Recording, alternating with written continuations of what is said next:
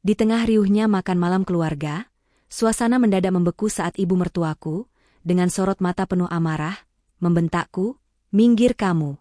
Kursi ini untuk menantuku yang kaya, bukan untukmu." Seketika, dorongan kuat melandaku, membuatku terhempas dari kursi ke lantai. Kakak iparku, Kalina, tersenyum sinis sambil dengan anggun mengambil alih tempat dudukku, sementara gelak tawa sinis menyebar di seluruh ruangan, menusuk hatiku.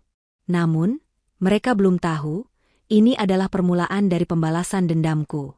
Keesokan paginya, teleponku tak henti berdering, 57 panggilan tak terjawab dari mereka, pertanda malapetaka yang baru saja kumulai. Hai sahabat cerita Rani, sebelum kisah ini dimulai, mohon tulis di kolom komentar dari daerah mana saja kalian menonton cerita ini. Jangan lupa like dan subscribe agar channel ini bisa semakin berkembang dan menyajikan cerita yang lebih menarik lagi. Malam sebelumnya, udara di Imperial Restaurant terasa begitu mencekik. Bukan tempat yang biasa Tasya datangi. Langit-langit menjulang tinggi, dihiasi lampu kristal raksasa yang memancarkan cahaya keemasan nan mewah ke atas taplak meja putih bersih. Para pelayan bergerak nyaris tanpa suara di atas karpet beludru tebal. Aroma parfum mahal bercampur aduk dengan bau samar steak dan anggur, menciptakan atmosfer yang asing dan menekan. Tasya mengeratkan pegangannya pada lengan suaminya, Rizky, yang tampak sama tegangnya. Kemeja batik sutra yang dikenakannya terasa kaku, dan keringat tipis membasahi pelipisnya. Ini adalah makan malam keluarga besar Rizky, sebuah acara yang selalu menjadi mimpi buruk bagi Tasya. Ia membenarkan letak hijab sederhananya. Ia hanya mengenakan gamis katun polos berwarna coklat muda, membuatnya merasa seperti sehelai daun kering yang tersesat di tengah lautan manusia berbalut perhiasan berkilauan dan jam tangan mewah. Rizky menariknya menuju sebuah meja pribadi yang sangat panjang, terletak di ruangan semi tertutup. Di sana, keluarga inti suaminya sudah berkumpul. Ada ayah mertuanya, Pak Herman, seorang pria bertubuh besar dengan wajah kaku yang tak henti-hentinya melirik jam tangan. Di sebelahnya, duduk Doni, kakak Rizky, yang asyik menggulir layar ponselnya dengan ekspresi bosan. Dan di samping Doni, istrinya, Kalina, duduk anggun. Kalina adalah antitesis sempurna dari Tasya. Rambutnya tersanggul rapi, gaun merahnya memeluk lekuk tubuhnya dengan sempurna, dan berlian di leher serta telinganya seolah bersaing dengan gemerlap lampu kristal di atas mereka. Kalina melirik kedatangan Tasya dan Rizky, bibirnya yang merah menyala sedikit terangkat membentuk senyuman sinis. Rizky berdeham. "Malam, Ayah, Mas Doni, Mbak Kalina," sapanya. Ayah mertuanya hanya mengangguk sekilas, pandangannya tak beralih dari jam tangan.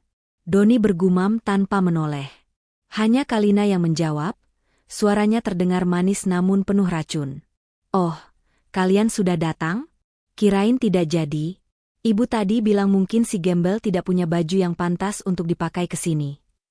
Wajah Rizky memerah. "Kalina, jaga ucapanmu. Tasya, istriku." Ia menekankan kata, istri. Kalina tertawa kecil. "Aku hanya bercanda, Rizky. Jangan tegang begitu." Tasya hanya menunduk. Ia sudah terbiasa. Selama 2 tahun pernikahannya dengan Rizky, ia tak pernah benar-benar dianggap ada. Ia adalah si gembel, si yatim piatu miskin, yang entah bagaimana berhasil menjerat Rizky, anak kedua dari keluarga terpandang. Rizky menarik sebuah kursi untuk Tasya, menempatkannya di antara dirinya dan kursi kosong di ujung meja yang jelas disiapkan untuk Ibu Sarah. Tasya duduk dengan canggung, meletakkan tas selempang kecilnya di pangkuan. Suasana hening, hanya denting sendok dan garpu dari meja lain di luar ruangan yang terdengar. Tasya merasa setiap detik merayap lambat. Ia mencoba tersenyum pada Rizky, namun suaminya itu sibuk menuangkan air putih ke gelasnya, menghindari tatapan mata Tasya. Rizky, pengecut. Tasya tahu itu, tapi ia masih mencintainya. Atau setidaknya, ia mencintai bayangan pria yang ia kira Rizky saat mereka pertama kali bertemu. 10 menit kemudian, pintu ruangan terbuka lebar. Ibu Sarah masuk, mengenakan kaftan yang disulam benang emas. Perhiasannya jauh lebih mencolok daripada Kalina. Wajahnya dipoles riasan tebal, dan aroma parfumnya begitu kuat hingga membuat Tasya ingin bersin. Ibu Sarah berjalan masuk seperti seorang ratu yang memasuki istananya. Matanya yang tajam langsung memindai seisi meja. Ia tersenyum pada Kalina, mengangguk pada Doni dan suaminya. Lalu matanya berhenti tepat pada Tasya. Ekspresi wajah Ibu Sarah langsung berubah dari angkuh menjadi jijik. Ia berjalan lurus ke arah Tasya. Rizky melihat ibunya datang, buru-buru berdiri. "Ibu, selamat malam. Ibu mau pesan?" "Diam kamu," bentak Ibu Sarah pada Rizky, sebelum mengalihkan seluruh perhatiannya pada Tasya yang masih duduk. "Mau apa kamu di sini?" Tasya mendongak bingung. Saya datang bersama Mas Rizky, Bu." "Oh, berani sekali kamu. Kamu pikir kamu siapa? Kamu pikir setelah menikah dengan anakku, kamu jadi bagian dari keluarga ini?" Suara Ibu Sarah mulai meninggi, menarik perhatian beberapa pelayan di sudut. "Bu, tolong," bisik Rizky, mencoba menenangkan. Tapi Ibu Sarah mengabaikannya. Ia menunjuk wajah Tasya. "Dengar gembel, tempatmu bukan di sini. Kamu itu aib keluarga." Dan kemudian, hal itu terjadi. Dengan gerakan cepat yang mengejutkan, Ibu Sarah menumpukan kedua tangannya di bahu Tasya dan mendorongnya dengan sekuat tenaga. "Minggir kamu." Tasya tidak siap. Dorongan itu begitu kuat hingga kursi yang didudukinya tergeser ke belakang, kehilangan keseimbangan. Tasya menjerit pelan saat kursinya, dan semua harga dirinya jatuh terguling ke lantai karpet yang tebal. "Kursi ini buat menantuku yang kaya, bukan buat gembel sepertimu. Keluar dari sini. Acara ini hanya untuk keluarga terhormat." Teriakan Ibu Sarah menggema di seluruh ruangan. Untuk sesaat, dunia berhenti. Hanya ada suara napas Tasya yang terengah-engah. Hijabnya menjadi miring, menampakkan sedikit rambutnya. Tas kecilnya terlempar. Isinya berceceran di lantai. Sebuah dompet tipis, ponsel lama, dan sebatang lip balm. Lalu tawa itu meledak. Dimulai dari Kalina. Ia menutup mulutnya, tapi matanya menari-nari penuh kemenangan. Lalu Doni ikut tertawa, tawa yang dalam dan meremehkan. Beberapa kerabat lain di meja itu ikut tersenyum canggung, tidak berani menertawakan, tapi juga tidak berani membela. Ayah mertuanya, Pak Herman, hanya menghela napas panjang, kesal karena keributan itu, bukan karena penghinaannya. Tasya membeku di lantai. Ia tidak merasakan sakit fisiknya. Yang ia rasakan adalah tusukan ribuan jarum es di hatinya. Ia melihat sekeliling. Tawa, senyum sinis. Wajah-wajah yang memandangnya seperti ia adalah sampah. Kalina, dengan gerakan anggun seolah sedang menari, berdiri dari kursinya, melangkahi kaki Tasya yang masih tergeletak, dan duduk dengan angkuh di kursi yang baru saja diduduki Tasya. Ia menepuk-nepuk sandaran kursi itu. "Ah, terima kasih, Ibu. Kursi ini memang jauh lebih nyaman." Semua orang kembali tertawa. Tasya menahan air matanya. Ia tidak akan menangis. Tidak di sini. Matanya mencari satu orang. Satu-satunya alasannya berada di sana. Rizky, suaminya, itu berdiri mematung. Wajahnya pucat pasi, tangannya terkepal di sisi tubuhnya. Ia menatap ibunya, lalu menatap Tasya di lantai, lalu kembali ke ibunya. Ia membuka mulut, tapi tidak ada suara yang keluar. Ia seperti ikan yang terdampar di daratan, megap-megap mencari udara, mencari keberanian yang tidak pernah ia miliki. Melihat suaminya yang hanya diam, sesuatu di dalam diri Tasya retak dan pecah selamanya. Cinta yang ia pertahankan, harapan yang ia pupuk, semuanya hancur berkeping-keping di lantai restoran mahal itu. Dengan martabat yang tersisa, Tasya mulai memunguti barang-barangnya. Ia memasukkan kembali dompet dan ponselnya ke dalam tas. Ia merapikan hijabnya dengan tangan yang gemetar hebat. Ia berusaha berdiri, namun kakinya terasa lemas. Akhirnya Rizky bergerak, tapi ia tidak membentak ibunya. Ia tidak memarahi Kalina. Ia tidak membela Tasya. Ia hanya berjalan ke arah Tasya, menarik lengan istrinya itu dengan kasar hingga berdiri. "Kita pulang," desisnya. Suaranya rendah dan penuh amarah yang salah sasaran. Rizky tidak berkata apa-apa lagi. Ia tidak mengucapkan selamat tinggal pada keluarganya. Ia menyeret Tasya keluar dari ruangan itu, melewati tatapan kasihan para pelayan dan tatapan penasaran para tamu lain. Penghinaan itu begitu sempurna, begitu terbuka. Perjalanan pulang adalah siksaan dalam keheningan. Tasya duduk tegak di kursi penumpang, menatap lurus ke depan.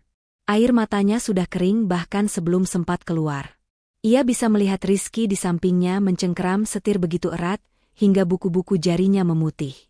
Suaminya itu terus-menerus membuka mulut, seolah ingin mengatakan sesuatu, mungkin permintaan maaf, mungkin pembelaan diri, mungkin menyalahkan Tasya atas kejadian itu, tapi tidak ada yang terucap. Keheningan di antara mereka jauh lebih keras daripada teriakan Ibu Sarah tadi. Setibanya di rumah kontrakan kecil mereka, Rizky akhirnya berbicara saat mereka masuk ke ruang tamu yang gelap. "Tas, Ibu memang begitu. Dia tidak bermaksud." Tasya tidak menoleh. Ia hanya berkata dengan suara datar, "Aku lelah. Aku mau tidur." "Tasya, dengarkan aku dulu. Kita bisa bicarakan ini. Harusnya kamu tadi." Tasya tidak mendengarkan. Ia berjalan lurus, bukan ke kamar tidur utama mereka, melainkan ke kamar tamu kecil di sebelah dapur. Ia masuk. Dan sebelum Rizky bisa mengikutinya, Tasya menutup pintu dan menguncinya dari dalam. Terdengar suara Rizky menggedor pintu. "Tasya buka. Tasya jangan kekanak-kanakan. Buka pintunya." Tasya bersandar di pintu. Akhirnya membiarkan tubuhnya gemetar. Tapi ia tidak menangis. Ia merasakan sesuatu yang lain. Bukan kesedihan, bukan kemarahan. Itu adalah kelegaan. Kelegaan karena semuanya sudah berakhir. Topengnya sudah hancur, dan begitu pula topeng suaminya. Setelah gedoran di pintu berhenti dan ia mendengar langkah Rizky yang frustrasi menjauh, Tasya duduk di tepi tempat tidur. Ia merogoh tasnya dan mengeluarkan ponsel lamanya. Ia menatapnya sejenak. Lalu ia membuka laci, mengeluarkan sebuah ponsel lain. Ponsel pintar keluaran terbaru yang sangat tipis dan canggih yang tidak pernah Rizky ketahui keberadaannya. Ia menyalakan ponsel itu. Tidak ada kata sandi, hanya pemindai sidik jari. Layarnya menyala, menampilkan antarmuka yang bersih. Hanya ada satu kontak di dalamnya, disimpan dengan nama pengacara. Tasya membuka aplikasi pesan aman. Jari-jarinya bergerak cepat dan mantap, tidak lagi gemetar. Ia mengetik satu kalimat singkat. "Sudah cukup. Laksanakan rencana Phoenix." Ia menekan tombol kirim. 3 detik kemudian, sebuah balasan masuk. "Perintah diterima. Nyonya Tasya, kami laksanakan." Tasya meletakkan ponsel itu. Ia berjalan ke kamar mandi, mengambil wudhu, dan menunaikan salat Isya. Malam itu, untuk pertama kalinya setelah sekian lama, ia merasa damai. Si gembel sudah mati malam ini di lantai restoran itu. Besok, seorang ratu akan bangkit dari abunya. Alarm di ponsel lama Tasya berbunyi tepat pukul 4 pagi. Tapi Tasya sudah bangun sejak 1 jam sebelumnya. Ia tidak tidur sama sekali. Ia duduk di sajadahnya, menyelesaikan wirid panjang. Kejadian semalam terputar ulang di benaknya, bukan sebagai kenangan menyakitkan, tapi sebagai rekaman data yang kering. Setiap tawa, setiap lirikan sinis, setiap kata-kata kejam, dan puncaknya, keheningan pengecut suaminya. Semua itu adalah bukti yang ia butuhkan. Keputusannya sudah bulat. Setelah semalam ia mengirimkan pesan, rencana Phoenix, itu, ia menghabiskan sisa malamnya dengan berdoa dan berpikir. Ia memikirkan ayahnya, kilas balik memenuhi benaknya. Tasya bukanlah yatim piatu miskin seperti yang diketahui semua orang. Itu adalah sebuah kebohongan rumit yang dirancang dengan sempurna. Ia adalah Tasya, pewaris tunggal Astra Group, sebuah konglomerasi multinasional raksasa yang bisnisnya menggurita dari pertambangan, perbankan, hingga teknologi. Ayahnya, seorang pria brilian namun paranoid setelah kematian istrinya, telah menyembunyikan identitas Tasya sejak ia remaja. "Dunia ini penuh serigala, Nak," kata ayahnya suatu hari saat mereka duduk di jet pribadi mereka, memandangi awan. "Mereka akan mencium bau uangmu dari jarak ribuan kilometer. Mereka akan memujimu, mencintaimu, menikahimu, lalu mengkhianatimu demi warisanmu." Maka diciptakanlah persona Tasya, si gembel. Ia disekolahkan di universitas negeri biasa, bukan di Harvard atau Oxford. Ia tinggal di rumah kos sederhana. Setelah ayahnya meninggal dunia 5 tahun lalu, ia melanjutkan sandiwara itu. Ia bekerja sebagai staf administrasi rendahan di salah satu anak perusahaan Astra Group, di mana tidak ada seorang pun yang mengenali wajah pemilik asli perusahaan itu. Semua operasional perusahaan dipegang oleh dewan direksi yang sangat loyal pada ayahnya, dipimpin oleh seorang pria bernama Pak Budi. Tasya melakukan semua ini hanya untuk satu hal, mencari cinta sejati. Seseorang yang akan mencintainya apa adanya, saat ia tidak memiliki apa-apa. Lalu ia bertemu Rizky. Rizky adalah seorang manajer junior di perusahaan lain. Ia tampak berbeda. Ia sopan, religius, dan tampaknya tidak peduli pada fakta bahwa Tasya hanya seorang admin miskin. Ketika ia melamar Tasya, Tasya menangis bahagia. Ia pikir ia telah menemukannya. Ia pikir ia telah memenangkan pertaruhan ayahnya. Pertemuan dengan keluarga Rizky adalah tamparan pertama. Ibu Sarah dan Kalina terang-terangan membencinya. Mereka menyebutnya pembawa sial dan benalu. Tapi Rizky membelanya. Aku mencintai Tasya apa adanya, Bu, katanya saat itu. Tasya memegang erat kata-kata itu. Ia menoleransi semua hinaan, semua cibiran demi kata-kata itu. Namun, ayahnya tidak hanya mengajarinya untuk bersembunyi, ia juga mengajarinya untuk berperang. Rencana Phoenix, ayahnya pernah menjelaskan, adalah rencana darurat. Jika seseorang yang kau percayai mengkhianatimu, rencana ini akan membakar dunia mereka sampai ke tanah, dan kau akan bangkit dari abunya persis seperti burung Phoenix. Secara spesifik, rencana Phoenix ini menargetkan perusahaan permata, perusahaan tekstil milik keluarga Rizky.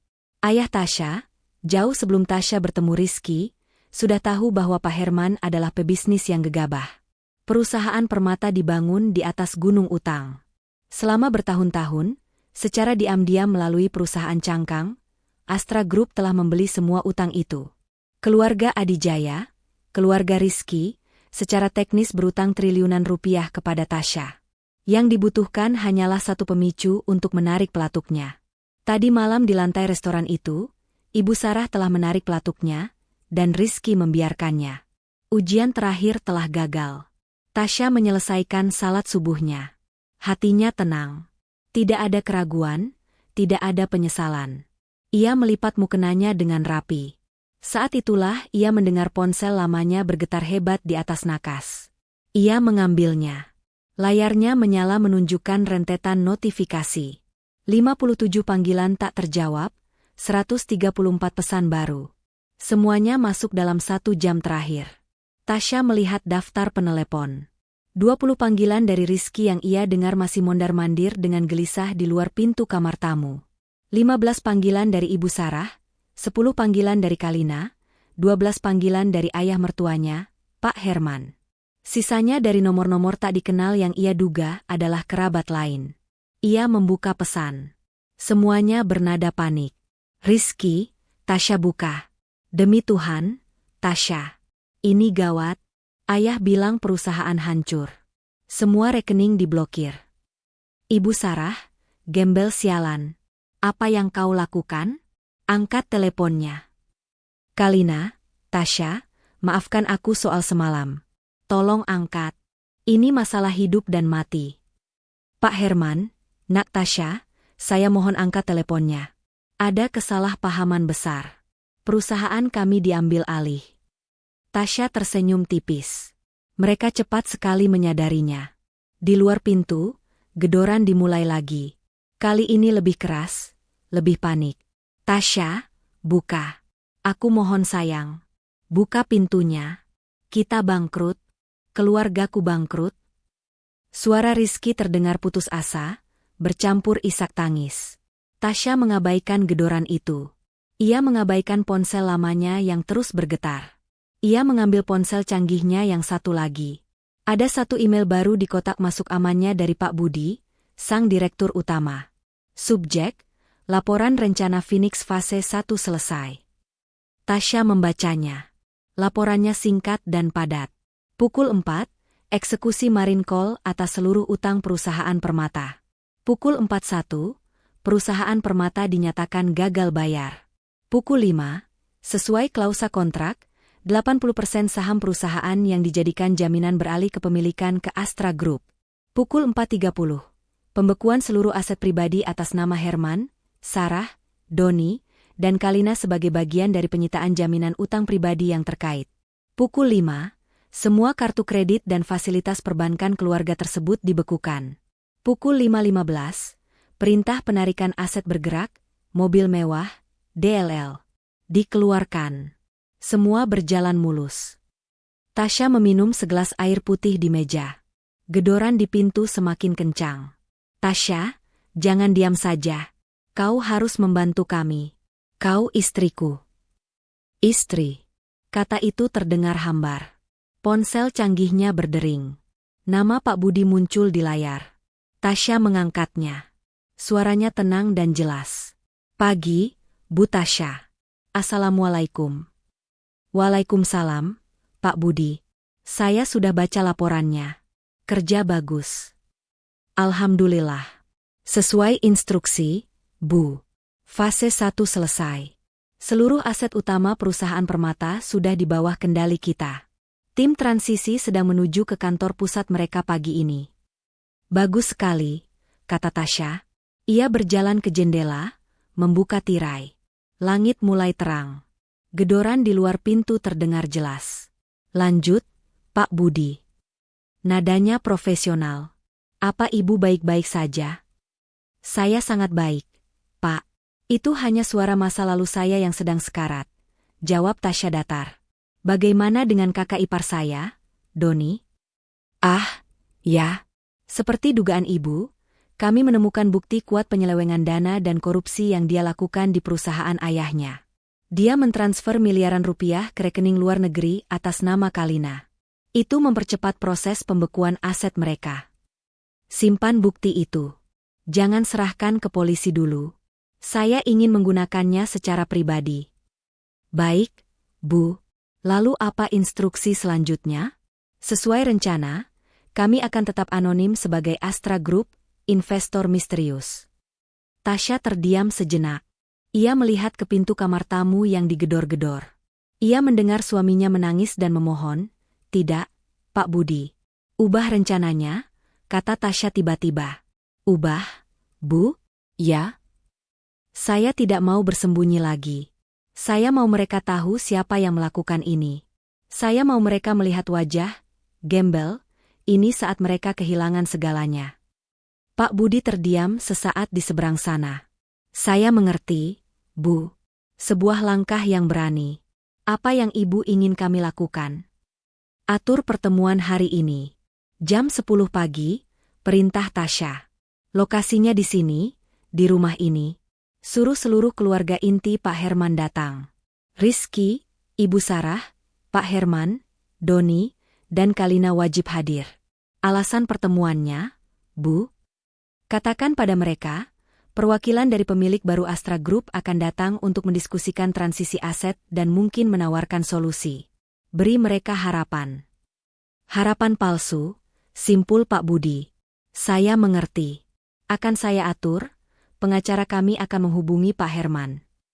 "Satu hal lagi, Pak Budi." "Ya, Bu." "Siapkan tim legal terbaik dan kirim tim pengawal pribadi saya ke sini. Jemput saya pukul 9.30. Jangan lewat pintu depan, lewat pintu belakang saja. Saya tidak ingin bertemu suami saya sebelum pertemuan dimulai." "Siap dilaksanakan, Bu Tasya. Terima kasih." Tasya menutup telepon. Gedoran di pintu mendadak berhenti. Hening. Lalu terdengar suara Rizky lagi. Kali ini lirih dan kalah. "Tasya, tolong. Aku minta maaf soal semalam. Aku salah. Aku pengecut. Tolong jangan tinggalkan aku. Tolong bantu keluargaku." Tasya menutup matanya. Permintaan maaf itu datang terlambat. Permintaan maaf itu keluar bukan karena penyesalan atas penghinaan yang Tasya terima, tapi karena ketakutan akan kemiskinan yang akan mereka derita. Tasya tidak menjawab. Ia berjalan ke lemari pakaian kecil di kamar itu. Ia mendorong gantungan berisi gamis-gamis sederhananya ke samping, memperlihatkan sebuah panel palsu di dinding belakang. Ia membukanya. Di dalamnya tergantung rapi beberapa setel pakaian yang sangat berbeda. Power suit mahal, blus sutra, dan rok pensil yang dijahit khusus. Tasya mengambil satu setel pakaian berwarna biru tua yang elegan. Ia juga mengambil satu set hijab sutra yang serasi. Ia akan bersiap. Pukul 10 pagi ini, keluarga Adijaya akan bertemu langsung dengan si gembel. Dan mereka akan belajar dengan cara yang sangat keras, apa arti dari kata penghinaan. Pukul 6.30 pagi di kediaman megah keluarga Adijaya. Biasanya rumah itu masih senyap, para asisten rumah tangga bergerak pelan menyiapkan sarapan. Namun pagi ini, kediaman itu seperti pasar yang baru saja terbakar. Kekacauan dimulai dari kamar utama. Ibu Sarah terbangun bukan karena alarm, tapi karena notifikasi di ponselnya, tagihan listrik otomatis bulanannya gagal dibayar. Ia mengerutkan dahi. Aneh. Ia mencoba lagi. Gagal. Dengan kesal, ia membuka aplikasi belanja online-nya, mencoba membeli tas edisi terbatas yang sudah ia incar. Transaksi ditolak. Apa-apaan ini? Geramnya. Ia mencoba kartu kredit platinumnya. Ditolak. Ia mencoba kartu emasnya. Ditolak. Ia mencoba kartu debit prioritasnya. Saldo tidak mencukupi. Herman. Ia mengguncang suaminya. Pak Herman yang masih tidur terbangun. Semua kartuku diblokir. Apa yang kau lakukan? Kau tidak bayar tagihan? Pak Herman bergumam, masih setengah tertidur. Omong kosong apa? Sarah? Uang kita tidak ada serinya. Mungkin banknya sedang. Sebelum ia menyelesaikan kalimatnya, pintu kamar mereka digedor brutal. Ayah. Ibu. Gawat. Ayah. Itu suara Doni, putra sulung mereka. Pak Herman melompat dari tempat tidur. Jantungnya berdebar. Ia membuka pintu. Doni berdiri di sana hanya dengan celana sepucat mayat. Polisi. Bukan penagih utang. Mereka di depan. Mereka mau menarik mobil Kalina. Apa? Ibu Sarah menjerit. Benar saja, dari jendela depan mereka bisa melihat sebuah truk derek besar sudah bersiap di depan gerbang. Dua orang berbadan tegap sedang berdebat sengit dengan satpam. Di belakang mereka, Kalina, menantunya, berlari keluar rumah dengan gaun tidurnya yang tipis, menjerit-jerit histeris. Jangan pergi kalian. Itu mobilku. Kalian tidak tahu siapa kami. Raung Kalina mencoba menghalangi truk derek itu. Pak Herman dan Doni berlari ke bawah diikuti Ibu Sarah. Ada apa ini? Saya pemilik rumah ini, bentak Pak Herman pada petugas itu. Petugas berbadan tegap itu menoleh, wajahnya datar. Ia menunjukkan surat perintah, kami dari perusahaan leasing. Ada tunggakan pembayaran atas mobil Ferrari merah ini. Kami diperintahkan untuk menarik unit. Tunggakan? Omong kosong. Seru Doni. Mobil itu sudah lunas. Data kami bilang belum, Pak. Ada utang yang baru diaktifkan terkait unit ini. Jika Bapak bisa bayar lunas sekarang 5 miliar rupiah, kami akan pergi, kata petugas itu. Mulut Doni terbuka. 5 miliar? Ia merogoh ponselnya, mencoba membuka aplikasi banknya. Wajahnya semakin pucat. Tidak bisa. Aplikasinya. Rekeningku kosong. Di saat yang sama, Ibu Sarah yang masih di teras berteriak di telepon. Ia mencoba menelepon manajer bank pribadinya. Apa maksudmu rekening dibekukan? Saya ini nasabah prioritas. Kamu tidak tahu siapa saya.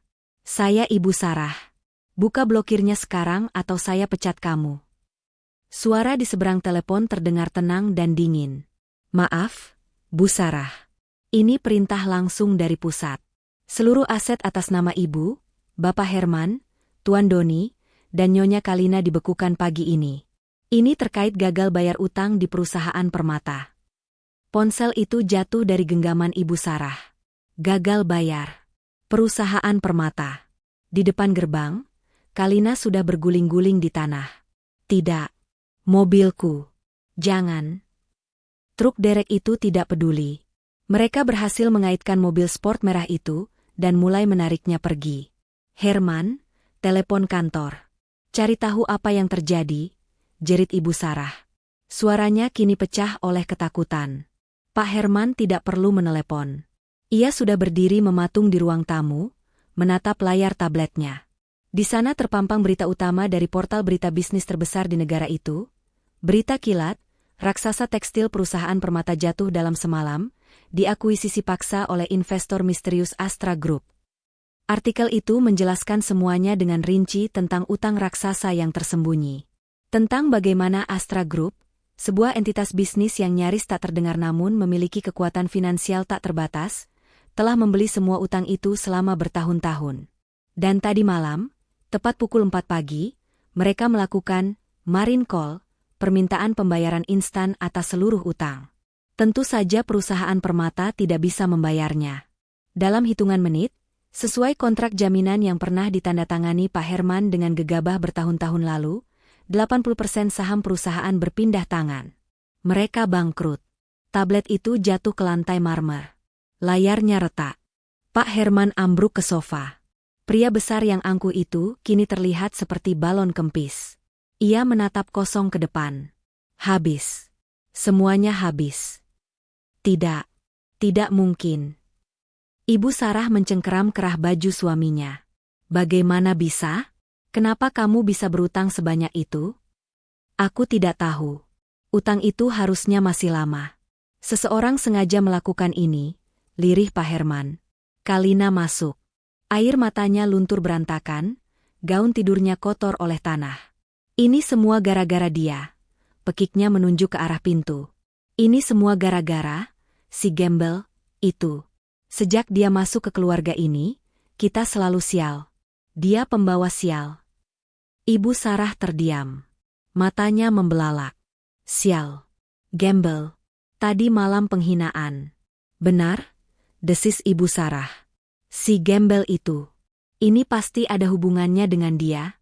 Rizky. Di mana Rizky? Ia menyambar ponselnya dan menelepon Rizky. Anaknya itu mengangkat pada dering pertama. Suaranya terdengar panik dan terisak. Ibu, perusahaan hancur semua. Aku tidak peduli, potong Ibu Sarah. Rizky, cepat bawa istrimu, si gembel, itu ke sini. Kita harus memohon padanya atau kita jual dia untuk bayar utang. Cepat bawa dia ke sini sekarang. Ibu Sarah membanting telepon. Ia mondar-mandir seperti singa betina yang terluka. Ia tidak tahu siapa Astra Group, tapi ia tahu siapa yang harus disalahkan. Tasya. Saat itulah ponsel Pak Herman yang tergeletak di lantai berdering. Sebuah nomor tak dikenal. Dengan tangan gemetar, Pak Herman mengangkatnya dan menyalakan speaker. Suara seorang pria yang tenang dan profesional terdengar. Selamat pagi. Saya berbicara dengan Bapak Herman? Ya, ini saya, jawab Pak Herman, suaranya lemah. Saya Bintang dari tim legal Astra Group. Kami mewakili pemilik baru perusahaan permata. Seluruh ruangan hening. Ibu Sarah, Kalina, dan Doni membeku, menatap ponsel itu seolah itu adalah seekor ular berbisa. Ada apa? Kalian sudah mengambil semuanya. Apalagi yang kalian mau? Tanya Pak Herman. Pemilik baru kami, lanjut suara itu mengabaikan pertanyaan Pak Herman, bersedia untuk bertemu dengan Anda dan keluarga inti Anda pagi ini.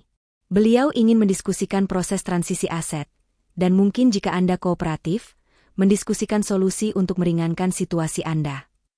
Sebuah kata melintas di benak mereka. Solusi. Harapan. Ibu Sarah langsung merebut ponsel itu. Ya, kami mau. Di mana? Kapan? Kami akan datang ke kantor Anda. Kami akan bersujud. Kami akan melakukan apa saja. Tidak perlu, Bu, jawab suara itu. Masih tenang. Pemilik baru kami meminta pertemuan diadakan di tempat yang lebih netral. Pukul 10 pagi ini di kediaman Tuan Rizky Adijaya. Hening lagi di rumah Rizky. Di rumah Rizky? Ulang Ibu Sarah, bingung. Benar?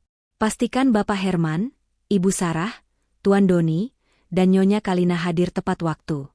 Perwakilan kami akan tiba di sana pukul 10 tepat. Selamat pagi. Telepon ditutup. Mereka berempat saling pandang. Kebingungan, ketakutan, dan sepercik harapan liar bercampur aduk. Kenapa di rumah Rizky? Tanya Kalina. Mungkin mereka tahu, si gembel, itu istri Rizky. Mungkin mereka kasihan pada kita, seru Ibu Sarah. Tidak ada waktu. bentak Pak Herman tiba-tiba menemukan sisa-sisa wibawanya. Doni, Kalina, cepat ganti baju. Pakai baju terbaik kalian. Kita harus terlihat pantas. Ibu, cuci mukamu. Kita akan memohon. Kita akan merendahkan diri kita. Apapun asal perusahaan kembali. Dalam sekejap, keluarga yang baru saja hancur itu bergerak serempak. Mereka berlari ke kamar masing-masing, berebut kamar mandi, mencari pakaian termahal mereka yang tersisa. Mereka akan pergi ke rumah kontrakan kecil Rizky yang dulu mereka hina.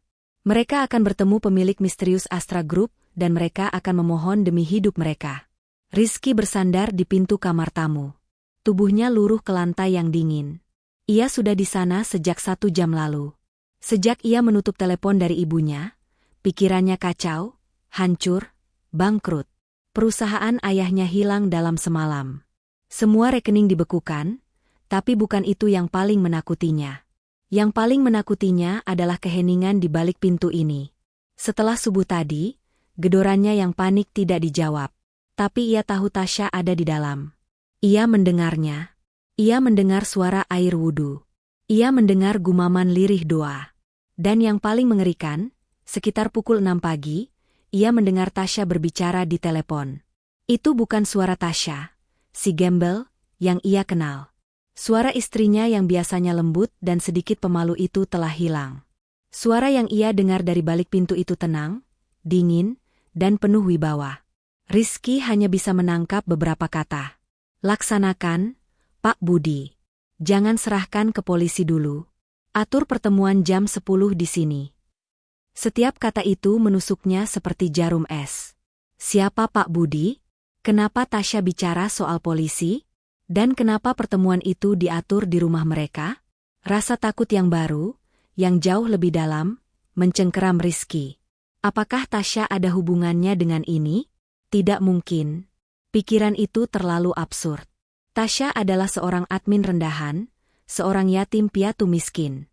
Tapi suara itu, kini didorong oleh keputusasaan dan panggilan telepon ibunya, ia kembali memohon. Ia tidak menggedor lagi. Ia hanya terduduk lemas, menyandarkan pipinya ke kayu pintu yang dingin. Tasya, sayang, aku mohon. Buka pintunya, lirihnya, air mata mengalir tanpa ia sadari. Aku minta maaf soal semalam. Aku bersumpah, aku minta maaf. Aku pengecut. Aku suami yang gagal. Aku tahu. Hening. Tidak ada jawaban dari dalam. Tapi sekarang keluargaku hancur. Tasya, semuanya hilang. Perusahaan ayah diambil orang. Ibu meneleponku. Dia menangis. Mereka menyita mobil Kalina. Rekening kami kosong. Kami tidak punya apa-apa lagi. Rizky menarik napas dalam-dalam. Isakannya tertahan. Aku tahu aku tidak pantas memintamu. Aku sudah gagal melindungimu. Aku membiarkan ibu dan Kalina menghinamu. Aku diam saja. Aku benci diriku sendiri, Tasya. Tapi aku mohon padamu, tolong bantu keluargaku. Bisiknya, aku mencintaimu. Aku sungguh mencintaimu. Jangan tinggalkan aku di saat seperti ini. Aku butuh kamu. Di dalam kamar, Tasya berdiri di depan cermin besar yang tersembunyi di balik lemari. Ia sudah selesai mandi dan berganti pakaian. Gamis katun coklatnya terlipat rapi di sudut tempat tidur, seperti kulit ular yang sudah ia tanggalkan. Ia kini mengenakan kemeja sutra putih bersih, dan satu setel power suit berwarna biru navy, yang dijahit sempurna membalut tubuhnya. Potongannya tegas, mahal, dan berkuasa. Rambutnya ia gulung rapi sebelum ia memakai dalaman hijab. Ia mendengarkan setiap kata yang diucapkan Rizky dari balik pintu. Setiap kata adalah paku terakhir di peti mati pernikahan mereka. Aku minta maaf soal semalam. Terlambat. Aku pengecut. Sebuah pengakuan yang jujur, namun tak berguna. Tolong bantu keluargaku. Ah, itu dia intinya. Bukan, tolong maafkan aku karena telah menyakitimu. Tapi, tolong selamatkan aset keluargaku. Aku mencintaimu. Kebohongan termanis yang kini terasa pahit di lidah Tasya. Tasya menatap pantulan dirinya di cermin. Mata wanita di cermin itu tenang, tajam, dan tanpa ampun. Cintamu tidak cukup kuat untuk membelaku, batin Tasya, menjawab Rizky dalam hatinya. Cintamu bersyarat, dan kini syaratnya sudah hilang. Ia meraih hijab sutra yang serasi, warnanya senada dengan jasnya. Dengan gerakan yang terlatih dan anggun, ia mulai melilitkannya di kepalanya. Setiap lipatan rapi, setiap jarum pentul tersemat dengan presisi. Ini bukan lagi hijab sederhana, si gembel. Ini adalah mahkota. Bel. Rumah mereka berbunyi.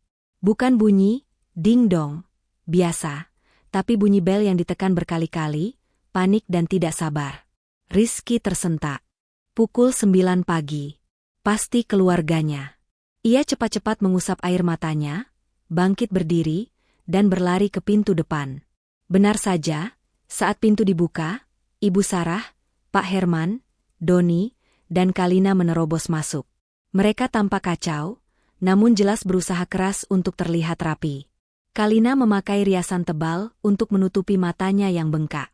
Ibu Sarah memakai setelan terbaiknya meski rambutnya sedikit acak-acakan. "Mana Tasya?" bentak Ibu Sarah. Matanya memindai seisi ruang tamu kontrakan yang sempit itu dengan jijik. Dia di kamar. "Bu," jawab Rizky gugup. "Suruh dia keluar," perintah Ibu Sarah. "Dia harus ikut memohon dengan kita. Dia kan istri, tidak?" potong Pak Herman. Suaranya berat. "Dia tidak boleh ada di sini. Perwakilan Astra Group akan datang. Kita tidak mau, si gembel, itu mempermalukan kita dan merusak negosiasi. Suruh dia tetap di kamar. Kunci dia kalau perlu." Kalina mengangguk setuju. "Benar? Aku tidak mau, si pembawa sial, itu ada di dekatku saat orang penting datang. Rizky, buatkan minum, teh, atau kopi. Siapkan yang terbaik yang ada di dapur jahanam ini." Rizky yang biasanya akan membela Tasya, kini terlalu bingung dan takut untuk berdebat. Ia hanya mengangguk dan berjalan ke dapur dengan langkah gontai. Keluarga itu duduk dengan tegang di sofa kecil. Mereka merapikan pakaian mereka, berlatih ekspresi memelas. Ibu Sarah bahkan mencoba mempraktikkan cara menangis yang terlihat paling menyedihkan. "Ingat," kata Pak Herman, "kita serahkan semua pada ayah. Kalian diam saja. Kita akan bilang ini kesalahpahaman. Kita akan minta keringanan. Kita akan cium kaki mereka kalau perlu." Mereka menunggu. Detik terasa seperti menit, menit terasa seperti jam. Suara jam dinding di ruang tamu terdengar begitu keras. Tik, tok, tik, tok. Pukul 9.59. Mereka semua menahan napas. Mata mereka tertuju pada pintu depan. Menunggu bel berbunyi, menunggu kedatangan penyelamat atau algojo mereka. Lalu sebuah suara memecah keheningan. Bukan dari pintu depan. Klik. Itu adalah suara kunci yang diputar dari dalam. Semua kepala Rizky yang baru keluar dari dapur, Ibu Sarah, Pak Herman, Doni, dan Kalina, menoleh serempak ke arah pintu kamar tamu. Pintu itu berderit pelan saat terbuka, dan di ambang pintu berdiri seorang wanita. Itu bukan Tasya, si gembel, yang mereka kenal, bukan wanita bergamis kusam dengan tatapan mata yang selalu menunduk. Wanita yang berdiri di sana tinggi, tegap, dan memancarkan aura kekuasaan yang begitu pekat, hingga membuat udara di ruangan itu terasa tipis. Ia mengenakan setelan biru navy yang harganya mungkin lebih mahal dari gabungan gaji mereka setahun. Hijab sutranya tertata sempurna. Wajahnya yang cantik kini terlihat dingin dan berwibawa. Matanya yang dulu sendu kini menatap lurus ke arah mereka, tajam seperti belati obsidian. Di belakangnya, di lorong kecil, entah sejak kapan sudah berdiri dua pria berbadan tegap mengenakan jas hitam dan earpiece. Keluarga Adijaya membeku. Mulut mereka terbuka. Tasya melangkah maju ke tengah ruangan. Ia melihat nampan berisi cangkir teh di tangan Rizky yang gemetar. "Aku rasa," suara Tasya terdengar jelas, tenang, dan menusuk, "mereka tidak akan minum teh." Ia menatap satu persatu wajah mereka yang pucat pasi. "Selamat pagi," katanya. "Kalian menunggu perwakilan dari Astra Group?" Tasya tersenyum tipis. Senyuman yang tidak mencapai matanya. "Perkenalkan, saya Tasya, pemilik Astra Group. Rapatnya bisa kita mulai sekarang." Keheningan yang pecah di ruang tamu sempit itu lebih memekakan telinga daripada teriakan Ibu Sarah semalam. Nampan berisi cangkir-cangkir teh bergetar di tangan Rizky sebelum akhirnya jatuh ke lantai. Suara keramik pecah dan air panas yang tumpah memercih kemana-mana. Tapi tidak ada yang bergerak untuk membersihkannya. Tidak ada yang berkedip. Mereka berlima, Rizky, Ibu Sarah, Pak Herman, Doni, dan Kalina hanya bisa menatap sosok wanita yang berdiri di ambang pintu kamar tamu. Rizky adalah yang pertama menemukan suaranya, meski yang keluar hanyalah bisikan serak. "Tasya, apa maksudmu?" Kalina tertawa. Tawa yang sumbang, kering, dan penuh histeria. "Hah? Apa katanya tadi? Pemilik Astra Group? Hahaha. Tasya, kamu sudah gila ya? Kamu pasti sudah gila karena kejadian semalam. Gembel sepertimu, pemilik perusahaan?" Ibu Sarah, setelah beberapa detik membeku, akhirnya meledak. Wajahnya memerah padam, lebih marah dari yang pernah Tasya lihat. "Bohong. Dasar gembel tidak tahu diri. Kau pikir kau siapa? Kau pasti disuruh seseorang. Iya kan? Kau pasti jalannya orang kaya di luar sana. Kau mau menipu kami?" Ibu Sarah melangkah maju. Tangannya terangkat, siap menampar wajah Tasya. Tapi ia tidak pernah sampai. Salah satu pria berjas hitam yang berdiri di belakang Tasya bergerak dengan kecepatan kilat. Ia tidak menyentuh Ibu Sarah. Ia hanya berdiri di antara Tasya dan ibu mertuanya itu. Sebuah dinding manusia yang diam namun mengintimidasi. Ibu Sarah terhuyung mundur. Kaget melihat reaksi cepat itu, Tasya bahkan tidak bergeming. Ia hanya menatap Ibu Sarah dengan dingin. "Cukup, Bu Sarah." Suaranya tenang, namun mematikan. "Saya sarankan Anda duduk. Kita punya banyak hal untuk dibicarakan." Pak Herman yang sedari tadi diam menganalisis situasi, akhirnya angkat bicara. Otak bisnisnya berputar, mencoba mencari penjelasan logis. Ini pasti jebakan. Ini pasti sebuah sandiwara yang rumit. "Nak Tasya," katanya mencoba memakai nada kebapakan yang diplomatis. "Kami sedang menunggu orang yang sangat penting. Perwakilan dari Astra Group. Tolong jangan buat lelucon di saat seperti ini. Ini masalah hidup dan mati bagi kami. Sekarang bawa pengawalmu ini, entah kau sewa dari mana, dan masuk kembali ke kamarmu. Biarkan kami yang mengurus ini."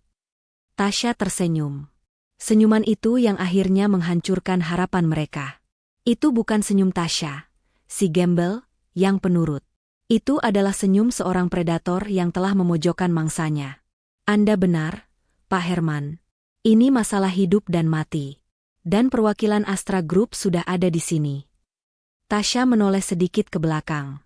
Pria berjas hitam kedua yang tadi tidak bergerak melangkah maju. Dia bukan pengawal berotot seperti yang pertama. Dia lebih kurus, memakai kacamata, dan membawa sebuah koper kulit tipis. Dia adalah asisten Bintang, pria yang tadi pagi berbicara dengan Pak Herman di telepon. "Mungkin Anda akan lebih percaya pada dokumen," kata Tasya. Bintang meletakkan koper itu di atas meja kopi yang sempit. Ia membukanya dengan satu klik yang tajam. Keluarga Adijaya mencondongkan tubuh ke depan. Mata mereka terpaku pada isi koper itu. Bintang mengeluarkan selembar dokumen tebal yang dijilid rapi. Ia tidak memberikannya pada Pak Herman, ia memberikannya pada Tasya. "Ini adalah akta kepemilikan Astra Group, Nyonya Tasya," kata Bintang. Suaranya profesional dan hormat. "Dialihkan secara sah dari almarhum ayah Anda, 5 tahun lalu saat Anda genap berusia 25 tahun. Mata Pak Herman membelalak. Ia tahu nama ayah Tasya. Ia tidak pernah menyelidikinya, hanya tahu dia sudah meninggal. Tapi nama yang tertera di dokumen itu adalah nama seorang legenda bisnis yang menghilang secara misterius dari publik bertahun-tahun lalu. Nama yang dikabarkan mengendalikan kerajaan bisnis dari balik bayang-bayang." Tidak mungkin," desis Pak Herman. Bintang mengeluarkan dokumen kedua. "Ini adalah surat perintah eksekusi aset perusahaan Permata yang telah ditandatangani dan disahkan oleh pengadilan pagi ini pukul 5.30. Dokumen ketiga. Dan ini adalah daftar lengkap jaminan utang pribadi yang ditandatangani oleh Tuan Herman, Nyonya Sarah, dan Tuan Doni yang mencakup semua aset tidak bergerak, termasuk rumah mewah Anda, 3 mobil lain yang belum disita, dan bahkan rumah kontrakan ini. Rizky terhuyung ke belakang seolah baru saja ditinju. Rumah ini? Tapi ini aku yang menyewa. Anda menyewa dari siapa, Mas Rizky? Tanya Tasya lembut, namun mematikan. Pemilik kontrakan ini berutang pada perusahaan ayahmu, dan perusahaan ayahmu berutang padaku. Secara teknis, aku adalah pemilik baru dari utang sewamu. Selamat, Anda sekarang adalah penyewa saya. Itu adalah paku terakhir. Penyangkalan mereka hancur berkeping-keping. Kalina ambruk ke sofa. Tidak, tidak mungkin. Doni menatap Tasya dengan ngeri, seolah baru pertama kali melihat hantu. Ibu Sarah menunjuk Tasya dengan jari gemetar. Kau menipu kami. Kau iblis. Kau menikah dengan anakku hanya untuk menghancurkan kami. Tasya akhirnya bergerak. Ia berjalan pelan melewati mereka, mengabaikan pecahan keramik di lantai. Sepatu hak mahalnya berbunyi pelan di lantai ubin yang murah. Ia berjalan ke satu-satunya sofa tunggal di ruangan itu, kursi favorit Pak Herman, dan duduk dengan anggun. Ia menyilangkan kakinya. Aura kekuasaannya memenuhi seluruh ruangan sempit itu, membuatnya terasa semakin sesak. Ia menatap Ibu Sarah. Menipu? Saya hidup sederhana. Saya memakai gamis katun. Saya naik angkutan umum. Saya tidak pernah berbohong tentang siapa saya. Saya hanya tidak menceritakan semua hal. Kalian? Tasya memandang mereka satu persatu. Yang mengasumsikan saya gembel. Kalian yang merendahkan saya berdasarkan apa yang saya pakai, bukan siapa saya. Ia menoleh pada Rizky yang masih berdiri mematung di dekat tumpahan teh. Dan kau suamiku, kau menikah denganku. Kau tidur di sebelahku selama 2 tahun, dan kau tidak pernah benar-benar melihat aku. Rizky akhirnya luruh ke lantai, berlutut. Tasya, aku tidak tahu. Tentu saja kau tidak tahu, kata Tasya. Suaranya datar. Kau terlalu sibuk mengkhawatirkan apa kata ibumu.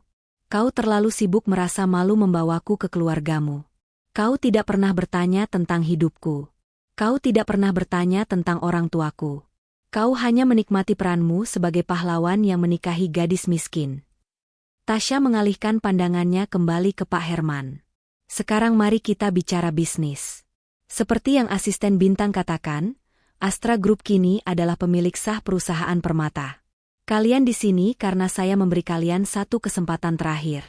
Bukan untuk bernegosiasi, tapi untuk mendengarkan.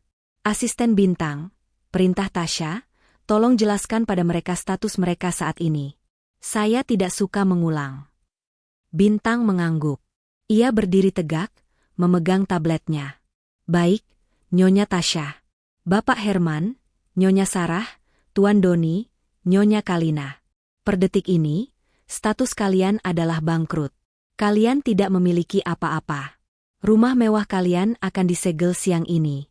Kalian punya waktu 2 jam untuk mengambil barang-barang pribadi. 2 jam? Jerit Kalina. Bintang mengabaikannya. Semua rekening bank, deposito, dan investasi kalian telah dibekukan secara permanen untuk menutupi sebagian kecil dari utang kalian. Kalian tidak punya uang sepeser pun. Pak Herman menunduk, bahunya berguncang. Pria angkuh itu hancur. Dan, lanjut Bintang melirik ke arah Doni, kami juga menemukan beberapa ketidakberesan dalam pembukuan internal perusahaan. Wajah Doni yang sedari tadi pucat kini berubah menjadi hijau karena panik. Tasya mengangkat tangannya, menghentikan Bintang. Itu, katanya, matanya tertuju pada Kalina dan Doni, adalah topik khusus yang ingin saya bahas sekarang. Keheningan di ruangan itu kini terasa berbeda. Bukan lagi hening karena kaget, melainkan hening yang pekat oleh rasa takut. Tatapan Tasya beralih dari Pak Herman yang hancur ke Doni dan Kalina. Kalina meremas-remas tangannya di pangkuan. Sementara Doni berusaha keras untuk terlihat tenang. Namun keringat dingin di pelipisnya mengkhianatinya. Anda terlihat gugup, Mas Doni, kata Tasya. Suaranya terdengar santai, seolah sedang mengomentari cuaca. Kenapa begitu? Bukankah Anda direktur keuangan di perusahaan ayah Anda? Seharusnya Anda yang paling tahu kondisi perusahaan. Aku tidak tahu apa-apa soal utang ini, gagap Doni. Ayah yang mengurus semuanya. Aku. Tentu saja, potong Tasya. Anda tidak tahu soal utang. Anda terlalu sibuk dengan hal lain, misalnya. Tasya mencondongkan tubuhnya sedikit, menciptakan faktur-faktur fiktif. Wajah Doni memutih. Aku tidak mengerti maksudmu. Tidak mengerti? Tasya tersenyum. Asisten Bintang, tolong segarkan ingatan Tuan Doni. Bintang mengangkat tabletnya. Ia tidak perlu membaca. Ia sudah hafal di luar kepala. Tuan Doni, selama 3 tahun terakhir Anda telah menyetujui pembayaran kepada 3 perusahaan pemasok cangkang. Perusahaan-perusahaan itu, Serat Emas, Benang Mulia, dan Sutra Abadi, semuanya fiktif. Perusahaan itu terdaftar atas nama sopir pribadi Anda, asisten rumah tangga Anda, dan Bintang melirik Kalina, sepupu Nyonya Kalina. Kalina terkesiap, menutup mulutnya dengan tangan. Total dana yang Anda gelapkan dari perusahaan permata, lanjut Bintang. Suaranya datar. Adalah 2 miliar rupiah. Bohong. Fitnah. Teriak Doni akhirnya menemukan suaranya dalam kepanikan. Kau tidak punya bukti. Oh, kami punya, kata Tasya tenang. Kami punya salinan transfernya. Kami punya rekaman CCTV Anda bertemu dengan pemilik rekening fiktif itu. Dan yang paling menarik, kami punya jejak uangnya. Tasya menoleh ke Kalina. Mata Kalina membelalak ngeri. Nyonya Kalina, sapa Tasya, suaranya manis seperti madu beracun. Anda pasti sangat mencintai suami Anda. Sampai rela membiarkan nama Anda dipakai untuk membuka rekening rahasia di bank swasta di luar negeri. Sebuah rekening yang sekarang berisi berapa? 2 miliar rupiah, jawab Bintang. 2 rupiah miliarnya mungkin sudah dipakai untuk membeli mobil sport yang tadi pagi ditarik, jawab Bintang. Kalina mulai terisak. Bukan isak tangis sedih, tapi isak tangis panik seseorang yang baru saja kehilangan segalanya. Tidak, itu uangku. Itu uang tabunganku. Jangan ambil uang itu. Uangmu? Tasya menaikkan alisnya. Itu bukan uangmu, Kalina. Itu uang perusahaan. Uang yang seharusnya bisa dipakai ayah mertuamu untuk membayar cicilan utangnya. Uang yang seharusnya dipakai untuk membayar gaji ratusan karyawan yang mungkin akan di-PHK minggu ini. Uang yang kau dan suamimu curi. Tasya berdiri dari duduknya. Ia berjalan pelan ke arah Kalina yang kini gemetar hebat di sofa. Tasya berjongkok di depannya, menyejajarkan mata mereka. Kalina tidak berani menatapnya. Semalam, bisik Tasya. Suaranya hanya terdengar oleh Kalina dan mereka yang terdekat. Kau duduk di kursiku. Kau tersenyum sinis saat aku jatuh di lantai. Kau merasa seperti ratu di atas, si gembel. Tasya menatap lurus ke mata Kalina yang basah oleh air mata. Kau tahu harga kursi itu, Kalina? Kursi yang kau duduki dengan sombongnya tadi malam. Kalina hanya bisa menggeleng terisak. Harganya adalah kebebasan suamimu dan semua uang curianmu. Apa-apa maksudmu, isak Kalina? Bintang, kata Tasya tanpa menoleh. Apa status hukum dari bukti-bukti ini? Bintang menjawab dengan lugas. Bukti ini sangat kuat, Nyonya. Cukup untuk menjerat Tuan Doni atas pasal penggelapan dalam jabatan dan Nyonya Kalina atas pasal pencucian uang. Tuntutan minimal 15 tahun penjara untuk Tuan Doni dan 7 tahun untuk Nyonya Kalina. Tubuh Kalina menegang. Doni di belakangnya ambruk ke lantai. Tidak, jangan penjara. Kami akan kembalikan uangnya. Kami kembalikan, seru Doni putus asa. Terlambat, kata Tasya. Uang itu sudah kami bekukan pagi tadi. Uang itu akan kembali ke perusahaan. Sebagai pemilik baru, saya yang akan memutuskannya. Tasya akhirnya beralih ke Ibu Sarah. Ibu mertuanya itu duduk membatu.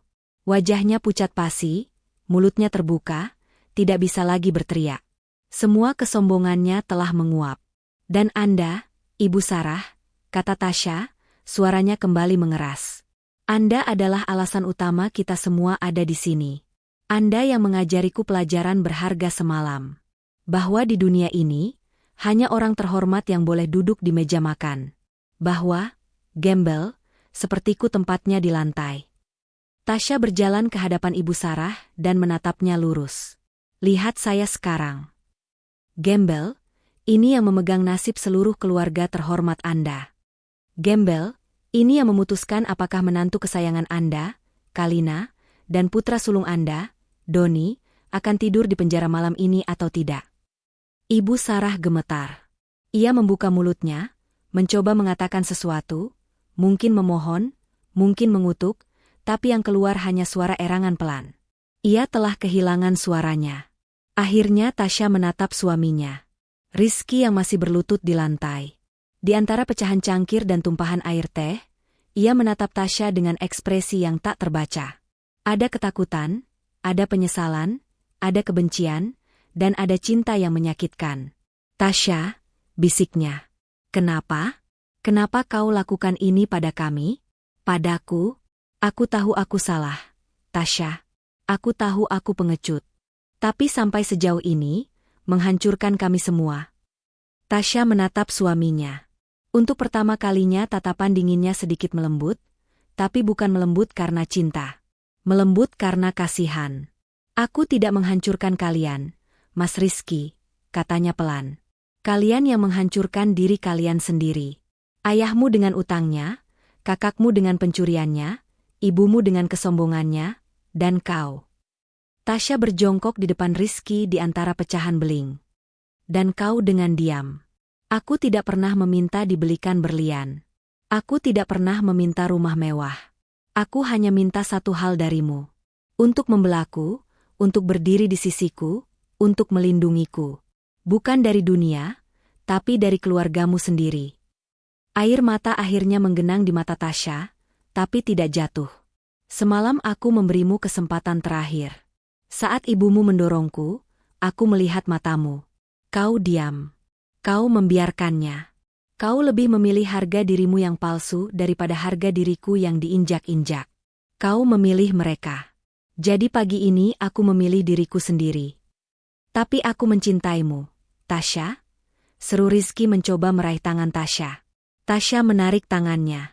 Tidak. Kau tidak mencintaiku. Kau mencintai gagasan tentang dirimu yang menikahi gadis miskin.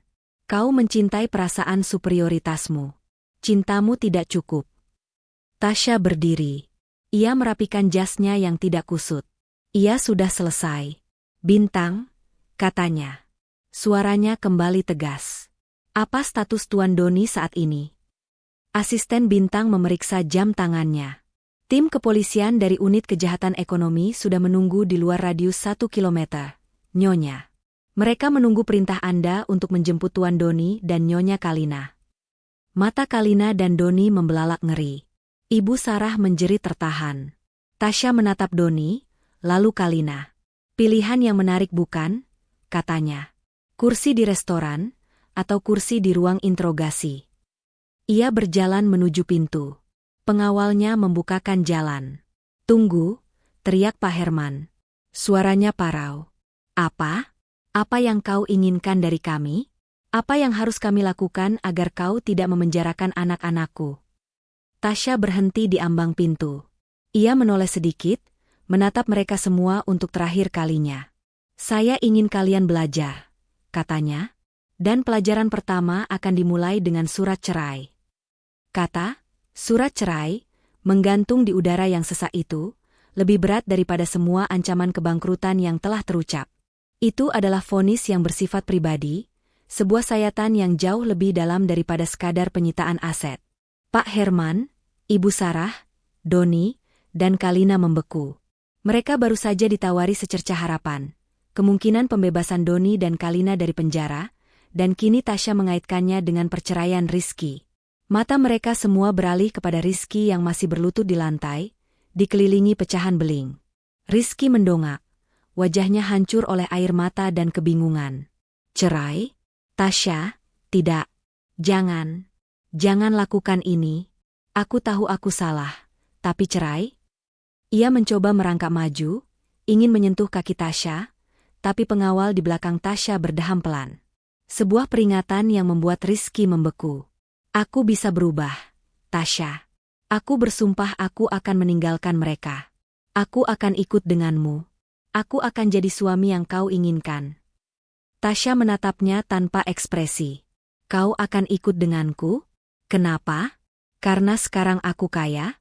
Karena aku punya kuasa? Begitu, Mas Rizky? Dulu saat aku gembel, kau bahkan tidak bisa berdiri di sampingku. Sekarang aku punya segalanya. Kau mau ikutku? Itu bukan cinta. Itu oportunisme, bukan? Tidak, teriak Rizky. Aku mencintaimu. Cintamu tidak relevan lagi, jawab Tasya. Suaranya dingin mematikan. Rizky diam. Rizky, bentak Pak Herman. Tiba-tiba ia melihat situasi ini dengan kacamata bisnis. Penjara Doni versus pernikahan Rizky. Baginya pilihannya mudah. Tasya. Nyonya Tasya, ia mengoreksi dirinya, suaranya parau. Jika itu yang Anda inginkan, jika perceraian Rizky adalah harga untuk kebebasan Doni, kami setuju. Ibu Sarah yang sedetik lalu masih syok kini menatap Rizky dengan tajam. Rizky, dengar ayahmu. Untuk apa mempertahankan? Gembel, tidak tahu diuntung ini? Dia sudah menghancurkan kita. Ceraikan dia sekarang. Ironi dari ucapan itu begitu pekat. Semalam, Ibu Sarah menghina Tasya karena miskin. Hari ini ia memerintahkan Rizky menceraikan Tasya karena wanita itu ternyata terlalu kaya dan berkuasa. Rizky menatap ibunya, lalu ayahnya. Wajah mereka tidak menunjukkan simpati padanya, hanya ada ketamakan dan ketakutan. Mereka siap mengorbankannya seperti mereka selalu siap mengorbankan Tasya. Kalian, bisik Rizky, kalian jahat. Kami realistis. Seru Doni yang kini melihat jalan keluar dari jerat penjara. Ayo Rizky, tanda tangan. Selamatkan aku. Selamatkan Mbak Kalina. Kalina ikut mengangguk-angguk histeris. Iya, Rizky. Cepat lakukan apa yang dia mau. Rizky menatap keluarganya yang mendesaknya lalu kembali menatap Tasya. Wanita yang dulu ia cintai, atau ia kira ia cintai, kini berdiri di sana seperti seorang hakim. Tasya memberi isyarat kepada Bintang. Asistennya itu melangkah maju, membuka kembali kopernya. Ia tidak mengeluarkan satu tapi dua set dokumen. Seperti yang saya katakan, ini adalah pelajaran, kata Tasya. Dan ini adalah ujian terakhirmu, Mas Rizky. Bintang meletakkan set dokumen pertama di atas meja. Ini adalah surat gugatan cerai, sudah saya siapkan. Anda hanya perlu menandatanganinya di sini, menyatakan perceraian ini atas kesepakatan bersama tanpa tuntutan harta gonogini. Mengingat semua harta ini adalah milik saya jauh sebelum pernikahan kita.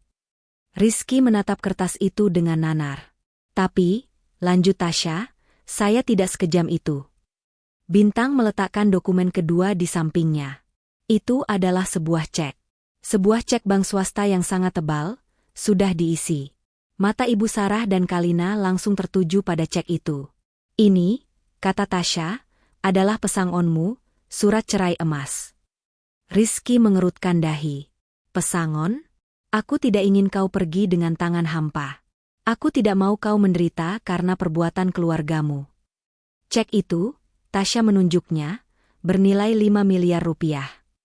5 miliar? Angka itu membuat Ibu Sarah dan Kalina terkesiap. Bahkan Pak Herman pun terkejut. Itu uang yang sangat banyak bagi orang yang sudah bangkrut total. Tanda tangani surat cerai itu, perintah Tasya, dan cek ini jadi milikmu. Uang ini bersih. Uang ini atas namamu pribadi. Kau bisa memakainya untuk memulai hidup baru. Jauh dari keluargamu, jauh dari bayang-bayang mereka. Kau bisa menjadi dirimu sendiri. Ini adalah kebebasan yang kueli untukmu. Wajah Rizky berubah. Ia menatap cek itu, lalu surat cerai. Ia memandang keluarganya. Ia melihat api keserakahan di mata Ibu Sarah. 5 miliar, desis Ibu Sarah. Rizky, ambil. Tanda tangan. Dengan uang itu kita bisa, uang itu untukku, potong Rizky. Suaranya tiba-tiba menajam menatap ibunya. Bukan untuk kalian. Tentu saja untukmu, nak, kata Ibu Sarah. Nadanya tiba-tiba berubah manis dan menjijikan. Tapi kau anak yang baik, kan? Kau akan bantu keluargamu, kan? Kita bisa pakai uang itu untuk menyewa pengacara. Tasya tertawa pelan. Tawa yang dingin. Kalian lihat, bahkan sekarang pun mereka hanya memikirkan diri mereka sendiri. Mereka tidak peduli padamu, Mas Rizky. Mereka hanya peduli pada uang yang bisa kau berikan. Tasya kembali menatap Rizky. Jadi ini pilihanmu. Tanda tangani, ambil uangnya, dan bebas. Atau, nada suara Tasya menggelap, jangan tanda tangani. Lawan aku di pengadilan. Aku jamin kau akan kalah. Kau tidak akan dapat sepeser pun. Dan karena kau menolak bekerja sama, aku akan pastikan kau ikut tenggelam bersama mereka. Kau akan ikut menanggung utang mereka. Kau akan jadi gembel. Benar-benar gembel bersama mereka di jalanan. Pilih. Rizky gemetar. Ini bukan pilihan. Ini adalah eksekusi. Di satu sisi, kebebasan dengan 5 miliar rupiah. Di sisi lain, kehancuran total bersama keluarga yang baru saja mengkhianatinya. Rizky, jangan bodoh, bentak Pak Herman. Tanda tangani. Rizky mengambil pulpen yang disodorkan Bintang. Tangannya gemetar hebat. Ia menatap Tasya untuk terakhir kalinya. Matanya memohon. Tasya, apa tidak ada cara lain? Tidak ada, jawab Tasya. Rizky menutup matanya. Ia membenci keluarganya. Ia membenci Tasya, tapi yang paling ia benci adalah dirinya sendiri. Dengan satu tarikan napas yang berat, ia membubuhkan tanda tangannya di atas surat cerai itu. Goresan tinta itu terasa seperti menggores jantungnya sendiri. Ia menandatangani 3 lembar. Selesai. Bintang dengan sigap mengambil dokumen itu, memeriksanya, lalu mengangguk pada Tasya. Tasya pada gilirannya mendorong cek 5 miliar rupiah itu ke seberang meja. Rizky hanya menatap cek itu, tidak bergerak. Ibu Sarahlah yang bergerak. Dengan gerakan secepat ular, tangannya menjulur hendak mengambil cek itu. Sini, biar ibu yang simpan. Plak. Tangan Tasya menepis tangan Ibu Sarah dengan keras. Tidak terlalu keras untuk mencederai, tapi cukup keras untuk mempermalukan. Ibu Sarah kaget, memegangi punggung tangannya yang memerah. Jangan sentuh itu, desis Tasya. Itu uangnya Rizky, bukan uang Anda. Tasya menatap Rizky yang masih terduduk. Ambil cekmu, Mas, itu milikmu. Rizky perlahan mengambil cek itu. Kertas itu terasa berat di tangannya. Nah, kata Tasya. Bertepuk tangan sekali. Pelan. Pelajaran pertama selesai. Kalian semua sudah mengorbankan pernikahan Rizky. Ia tersenyum pada Doni dan Kalina yang wajahnya kini sedikit lega. Tunggu, kata Kalina. Suaranya bergetar. Jadi kami bebas? Kau tidak akan memenjarakan kami. Tasya tertawa. Kali ini tawa yang tulus, namun terdengar menakutkan. Bebas? Siapa bilang kalian bebas? Wajah Doni dan Kalina langsung jatuh. Tapi Rizky sudah tanda tangan. Itu kesepakatannya. Kalian salah paham, kata Tasya, senyumnya lenyap. Kesepakatan tadi adalah antara aku dan Rizky. Tanda tangannya untuk cek 5 miliar rupiah itu, kebebasannya untuk perceraian kami. Tasya menatap lurus ke arah Doni. Tanda tangan Rizky tadi hanya membeli kebebasannya sendiri.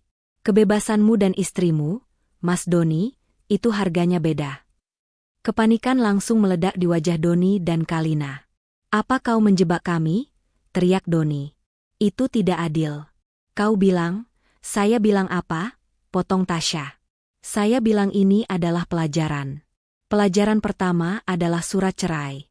Kalian semua lulus dengan nilai buruk sekarang. Selamat datang di pelajaran kedua, konsekuensi. Tasya. Jangan.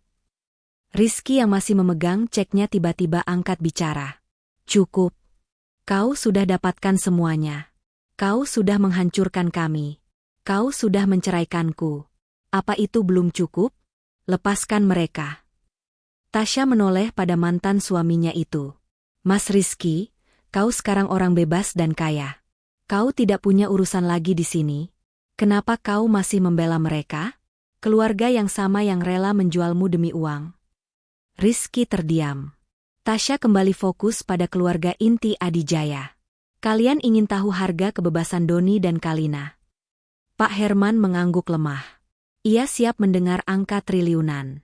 Ia siap menyerahkan sisa hidupnya. Harganya, kata Tasya, bukan uang. Kalian sudah tidak punya uang. Harganya adalah kehormatan kalian. Sesuatu yang kalian junjung tinggi, yang kalian pakai untuk menginjakku. Tasya melirik ke jam dinding. Sekarang pukul 10.30. Saya beri kalian waktu 1 jam. Tepat pukul 11.30. Kalian berempat. Ia menunjuk Pak Herman, Ibu Sarah, Doni, dan Kalina. Harus sudah keluar dari rumah ini. Keluar? Tanya Ibu Sarah bingung. Tentu saja kami akan keluar. Kami akan ke rumah kami. Tidak, potong Tasya. Kalian tidak mengerti. Kalian akan keluar dari rumah ini. Lalu tim saya akan mengantar kalian ke rumah mewah kalian. Kalian punya waktu 30 menit di sana. Kalian hanya boleh membawa 1 koper kecil. Isinya pakaian seperlunya. Tidak ada perhiasan, tidak ada dokumen, tidak ada barang mewah, hanya pakaian ganti. Setelah itu, kalian akan menyerahkan kunci rumah itu pada tim saya. Apa? Jerit Kalina. Rumah kami. Baju-bajuku. Tasku. Mulai siang ini, lanjut Tasya mengabaikan Kalina, rumah itu beserta seluruh isinya resmi menjadi milik Astra Group, termasuk baju-baju bekas kalian. Lalu kami tinggal di mana? Tanya Pak Herman. Suaranya bergetar. Untuk pertama kalinya, pria itu terlihat benar-benar ketakutan. Tasya tersenyum. Itu bukan urusanku. Mungkin di kolong jembatan atau di rumah susun sempit, kalian bisa pakai uang 100.000 rupiah yang nanti akan saya berikan sebagai uang saku untuk naik bus kemanapun kalian mau. Penghinaan ini lebih parah dari penjara. Dibuang ke jalanan tanpa apa-apa. Jika, Tasya melanjutkan, kalian menuruti semua ini tanpa perlawanan. Jika kalian keluar dari sini, berkemas, dan menyerahkan kunci tepat waktu, saya akan mempertimbangkan untuk tidak menyerahkan berkas penggelapan itu ke polisi. Saya akan menahannya, anggap saja itu jaminan. Tapi jika kalian melawan, mata Tasya menyipit, jika kalian berteriak, jika kalian mencoba kabur atau mencoba menyembunyikan aset, maka detik itu juga saya akan menelepon polisi. Doni dan Kalina akan dijemput. Paham? Itu adalah ultimatum yang sempurna. Mereka tidak punya pilihan. Ibu Sarah yang sedari tadi menahan amarahnya akhirnya meledak. Ia tidak bisa menerima ini. Dihina, dibangkrutkan, dan kini diusir oleh gembel yang dulu ia injak-injak. Kau iblis. Tahunya matanya merah. Ia menerjang maju melewati Rizky, melewati meja. Tangannya yang terulur dengan kuku-kuku panjang teracung mengincar wajah Tasya. Kau iblis berhijab. Mati kau. Tapi ia bahkan tidak bisa menyentuh ujung hijab Tasya. Agus, pengawal berbadan tegap itu bergerak. Dengan satu gerakan luwes, ia mencegat Ibu Sarah, mencengkeram kedua pergelangan tangannya, dan memutarnya ke belakang punggung wanita itu. Ibu Sarah menjerit kesakitan dan kaget. Agus menahannya dengan mudah seperti menahan anak kecil yang mengamuk. Lepaskan aku. Sakit. Lepaskan. Nyonya, tolong tenang, kata Agus. Suaranya datar. Anda lihat? Kata Tasya berjalan mendekati Ibu Sarah yang kini tak berdaya. Ia menatap lurus ke mata ibu mertuanya yang penuh kebencian. Ini yang Anda ajarkan padaku, Bu, bahwa kekuasaan adalah segalanya. Bahwa yang kuat boleh menindas yang lemah. Semalam Anda kuat dan saya lemah. Hari ini, Tasya tersenyum, peran kita bertukar. Ia memberi isyarat pada Agus. Lepaskan dia. Beri dia waktu untuk berkemas. Agus mendorong Ibu Sarah ke arah Doni. Ibu Sarah jatuh terduduk, terisak-isak dalam amarah dan kekalahan. Waktu kalian dimulai dari sekarang, kata Tasya. 1 jam. Suasana berubah menjadi hiruk-pikuk yang menyedihkan. Kalina menangis meraung-raung sambil berlari ke kamar Rizky mencari koper. Doni mengikutinya, wajahnya kosong. Pak Herman hanya duduk di sofa, menatap dinding, hancur total. Ibu Sarah setelah beberapa saat bangkit dengan sisa-sisa harga dirinya, dan mulai mengemasi apa saja yang bisa ia temukan di dapur, mungkin beberapa makanan kering. Rizky hanya berdiri mematung di sudut, memegang cek 5 rupiah miliarnya. Ia adalah orang terkaya di ruangan itu, namun ia merasa paling miskin. Tasya, Bintang, dan 2 pengawalnya keluar dari rumah kontrakan sempit itu. Mereka menunggu di luar. Di sebelah mobil sedan mewah berwarna hitam yang terparkir di gang sempit, kontras dengan lingkungan sekitarnya. Tetangga mulai berbisik-bisik menatap mobil mewah itu dan keributan di dalam rumah Rizky. Tepat pukul 11.30, pintu terbuka. Keluarga Adijaya keluar satu persatu. Mereka terlihat seperti pengungsi.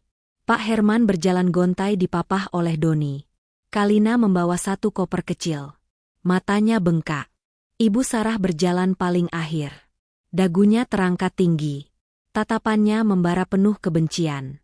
Mereka berjalan melewati Tasya yang bersandar di mobilnya. Saat Ibu Sarah melewatinya, ia berhenti. Ia berdesis. Kau akan menyesal, Tasya. Kau akan dikutuk seumur hidupmu karena ini. Tasya hanya tersenyum tenang. Kutukan dari Anda terdengar seperti doa bagi saya, Bu. Selamat menikmati hidup baru Anda. Saat mereka berempat mulai berjalan kaki ke ujung gang untuk mencari taksi, di bawah tatapan bingung para tetangga, Tasya memanggil mereka sekali lagi. Ah, satu lagi. Ibu Sarah berhenti tapi tidak menoleh. Restoran Imperial. Tempat kita makan malam semalam, kata Tasya. Suaranya terdengar jelas di udara siang yang panas. Saya baru saja membelinya pagi ini, hanya untuk memastikan saya sudah memberikan instruksi permanen kepada manajer di sana. Tasya berhenti sejenak membiarkan kata-katanya meresap. Wajah Anda, wajah Kalina, dan wajah Pak Herman resmi dilarang masuk selamanya, bahkan hanya untuk menggunakan toilet. Ibu Sarah tidak berbalik, tapi bahunya bergetar hebat. Ia lalu mengeluarkan suara erangan panjang yang tertahan, suara binatang yang terluka parah. Tanpa berkata apa lagi, ia berjalan tertatih-tatih, menyeret kakinya, meninggalkan kehormatan dan hidupnya di belakang. Kehidupan setelah pengusiran itu adalah neraka yang dingin dan lambat bagi keluarga Adijaya. Mereka adalah raja dan ratu yang tiba-tiba dicabut mahkotanya dan dilempar ke selokan. Dunia yang dulu memuja mereka, kini meludahi mereka.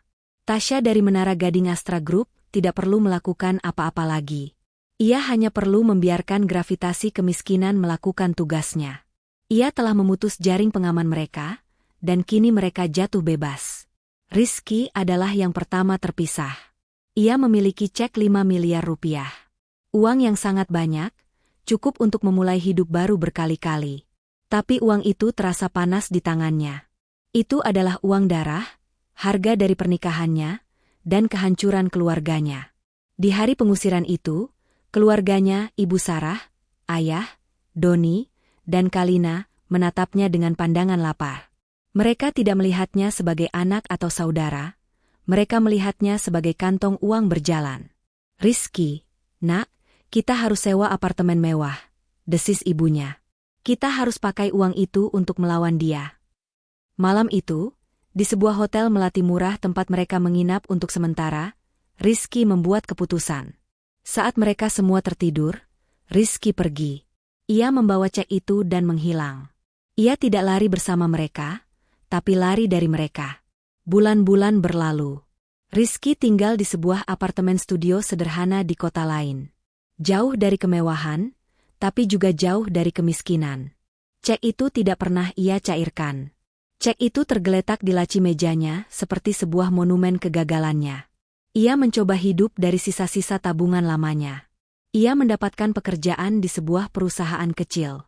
Setiap malam ia duduk sendirian di balkon, memandangi lampu kota. Ia sering membuka ponselnya, mengetik pesan untuk Tasya, lalu menghapusnya. Apa yang bisa ia katakan? Maaf. Kata itu terlalu kecil. Ia sering mencari berita tentang Tasya. Wanita yang dulu menyetrika kemejanya itu kini ada di mana-mana. Nyonya Tasya, CEO jenius dari Astra Group. Wajahnya yang berhijab menghiasi sampul majalah bisnis. Ia berbicara di forum-forum internasional. Ia terlihat tenang, kuat, dan tak tersentuh. Rizky menyadari ia tidak pernah benar-benar mengenal istrinya. Ia telah diberi sebuah permata, tapi ia malah membuangnya karena mengira itu hanya kerikil biasa. Karma Rizky bukanlah kemiskinan. Karmanya adalah penyesalan seumur hidup. Ia memiliki uang untuk membeli apapun kecuali satu hal, waktu yang telah berlalu dan kesempatan yang telah ia sia-siakan. Bagi sisa keluarga Adijaya, kejatuhan mereka jauh lebih brutal. Tanpa uang Rizky, mereka benar-benar terlempar ke jalanan. Pak Herman, sang patriark yang angkuh, hancur mentalnya. Pria yang dulu memimpin ribuan karyawan itu, kini hanya duduk termangu di sebuah rumah susun sempit yang berhasil mereka sewa dengan sisa-sisa uang yang disembunyikan Doni. Ia tidak berbicara. Ia hanya menatap dinding. Perusahaannya, warisannya, harga dirinya, semua lenyap. Karmanya adalah hidup cukup lama untuk melihat kerajaannya runtuh menjadi debu di depan matanya sendiri. Doni dan Kalina, pasangan emas itu kini menjadi pasangan kaleng-rombeng. Ancaman penjara dari Tasya masih menggantung di atas kepala mereka. Berkas itu tidak pernah diserahkan, tapi juga tidak pernah dicabut. Itu adalah tali kekang yang dipegang Tasya. Doni, dengan catatan blacklist dari Astra Group, tidak bisa mendapatkan pekerjaan di perusahaan manapun. Ia berakhir menjadi kuli panggul di pasar, memeras keringat untuk beberapa lembar uang ribuan. Setiap malam ia pulang dengan bau keringat dan kemarahan yang seringkali ia lampiaskan pada Kalina. Kalina, si sosialita cantik, adalah yang paling menderita. Kehidupannya adalah tentang penampilan. Kini penampilannya hancur. Tanpa perawatan mahal, kulitnya kusam. Tanpa gaun desainer, ia hanya memakai das termurah. Ia harus belajar melakukan apa yang dulu ia hina. Mencuci, memasak, dan mengantre. Puncak kehinaannya terjadi 6 bulan setelah pengusiran. Uang mereka habis. Doni belum gajian. Mereka tidak makan selama sehari. Dengan perut melilit, Kalina terpaksa pergi ke dapur umum yang diadakan sebuah yayasan. Ia berdiri di antrean panjang yang bau, di antara para pengemis dan pemulung. Ia menundukkan kepalanya dalam-dalam, menutupi wajahnya. Ia menangis tanpa suara saat tangannya yang kasar menerima sebungkus nasi dan sepotong tempe. Di seberang jalan, ia melihat sekilas seorang wanita dari lingkaran arisan lamanya turun dari mobil mewah. Wanita itu melihat Kalina. Matanya membelalak kaget, lalu cepat-cepat membuang muka dan masuk ke sebuah butik. Saat itulah Kalina sadar ia bukan hanya miskin, ia telah menjadi tak kasat mata. Tapi karma terberat disiapkan khusus untuk Ibu Sarah. Harga dirinya terlalu tinggi untuk tinggal bersama Doni dan Kalina di rumah susun. Setelah Rizky kabur, ia menyalahkan semua orang. Ia bertengkar hebat dengan Doni dan Pak Herman lalu pergi membawa sisa perhiasan imitasi yang bisa ia sembunyikan. Ia mencoba mencari pekerjaan. Tapi apa yang bisa dilakukan wanita tua sombong yang tidak punya keahlian selain menghina orang? Akhirnya ia mendapatkan pekerjaan. Satu-satunya pekerjaan yang mau menerimanya tanpa referensi. Petugas kebersihan. 1 tahun setelah malam penghinaan itu, Ibu Sarah bekerja di sebuah gedung perkantoran megah di pusat kota. Ironisnya, gedung itu adalah salah satu properti milik Astra Group. Ia tidak tahu. Ia hanya tahu ia harus mengepel lantai dan membersihkan toilet. Suatu sore, ia ditugaskan membersihkan toilet eksekutif wanita di lantai 40. Toilet itu lebih mewah dari kamar tidurnya dulu. Marmer impor, cermin raksasa, dan wangi bunga lili yang mahal. Ia sedang berjongkok menggosok noda kopi yang tumpah di lantai marmer putih. Hijab seragam kebersihannya yang kusam menempel di dahi karena keringat. Terdengar suara pintu terbuka, diikuti langkah sepatu hak tinggi yang mahal di lantai marmer. Kle, kla, kla. Ibu Sarah tidak mendongak. Ia terlalu lelah dan terlalu malu untuk menatap wajah para wanita sukses yang memakai toilet ini. Ia hanya terus menggosok. Sepatu itu berhenti tepat di depannya. Sepatu stiletto kulit berwarna merah marun yang sangat mahal. Noda bukan di situ. Sebuah suara tenang terdengar dari atas. Noda yang sebenarnya ada di wastafel nomor 3. Ada bekas lipstik di sana. Ibu Sarah membeku. Jantungnya seakan berhenti berdetak. Ia kenal suara itu. Ia sangat mengenalnya. Dengan gerakan yang lambat dan kaku seperti robot yang karatan, Ibu Sarah mendongakkan kepalanya. Ia melihat ke atas. Melewati sepatu mahal, celana panjang sutra yang rapi, blazer yang elegan. Ia melihat wajah itu, wajah yang menghantuinya setiap malam. Tasya. Tasya sedang berdiri di depannya, menatap bayangan mereka berdua di cermin raksasa. Ia tidak terlihat marah, ia tidak terlihat sinis. Ia hanya terlihat tenang. Ia baru saja selesai mencuci tangan dan sedang mengeringkannya dengan tisu. Ibu Sarah membuka mulutnya, tidak ada suara yang keluar. Seluruh tubuhnya gemetar hebat. Ini adalah penghinaan terakhir. Ini adalah karma dalam bentuknya yang paling murni. Sang ratu berhadapan dengan si pembersih toilet. Tasya selesai mengeringkan tangan. Ia membuang tisu itu ke tempat sampah di sebelah Ibu Sarah. Ia menatap Ibu Sarah sejenak, langsung ke matanya yang ketakutan. "Tolong bersihkan wastafel itu," kata Tasya. Suaranya tetap datar. "Saya tidak suka tempat yang kotor." Lalu Tasya berbalik. Kle, kla, kla. Ia berjalan keluar dari toilet, meninggalkan Ibu Sarah yang masih berlutut di lantai yang basah. Saat pintu tertutup, Ibu Sarah akhirnya pecah. Ia tidak berteriak, ia tidak menangis. Ia hanya tertawa. Tawa yang kering, serak, dan putus asa. Tawa seorang wanita yang telah kehilangan segalanya, termasuk kewarasannya. Ia telah mendapatkan apa yang pantas ia dapatkan. 1 tahun berlalu sejak Ibu Sarah berlutut di toilet itu. 2 tahun sejak malam penghinaan di Imperial Restaurant. Waktu telah mengubah segalanya. Astra Group di bawah kepemimpinan terbuka Nyonya Tasya telah berkembang pesat. Ia menjadi ikon baru di dunia bisnis. Seorang wanita berhijab yang memimpin dengan kecerdasan, ketegasan, dan yang mengejutkan banyak orang, belas kasihan. Ia mendirikan yayasan besar atas nama mendiang ayahnya, membantu ribuan anak yatim piatu mendapatkan pendidikan. Ia bukan lagi si gembel atau sang algojo. Ia adalah sang ratu. Sore itu, Tasya baru saja menyelesaikan rapat dewan direksi yang panjang. Rapat itu diadakan di private room Imperial Restaurant. Restoran yang sama, ruangan yang sama. Ia sengaja membelinya bukan untuk balas dendam, tapi sebagai pengingat. Pengingat tentang siapa dirinya dulu, dan pengingat untuk tidak pernah menjadi seperti orang-orang yang telah menyakitinya. Para direktur, termasuk Pak Budi yang setia, sudah pamit undur diri. Mereka menawarinya untuk mengawalnya pulang. "Tidak, terima kasih, Pak Budi," kata Tasya sambil tersenyum. "Saya rasa saya ingin makan malam di sini." "Sendirian?" "Baik, Nyonya. Kami permisi," kata Pak Budi membungkuk hormat. Ruangan itu menjadi sepi. Tasya duduk sendirian di meja panjang itu. Ia sengaja memilih kursi. Kursi yang sama persis tempat ia didorong hingga jatuh 2 tahun lalu. Ia memesan steak kesukaannya. Suasana restoran itu kini terasa berbeda. Dulu terasa mengintimidasi, kini terasa seperti rumahnya sendiri. Ia makan dengan tenang, menikmati setiap gigitan. Ia sudah berdamai dengan masa lalunya. Saat ia sedang menikmati makanannya, seorang pelayan baru masuk untuk membersihkan meja di sebelahnya. Pelayan itu terlihat sangat gugup. Tangannya gemetar. Ia mungkin masih dalam masa pelatihan. Saat ia mencoba mengangkat tumpukan piring kotor, ia kehilangan keseimbangan. Pra-aang. Sebuah nampan perak, beberapa piring, dan sebuah gelas air jatuh ke lantai.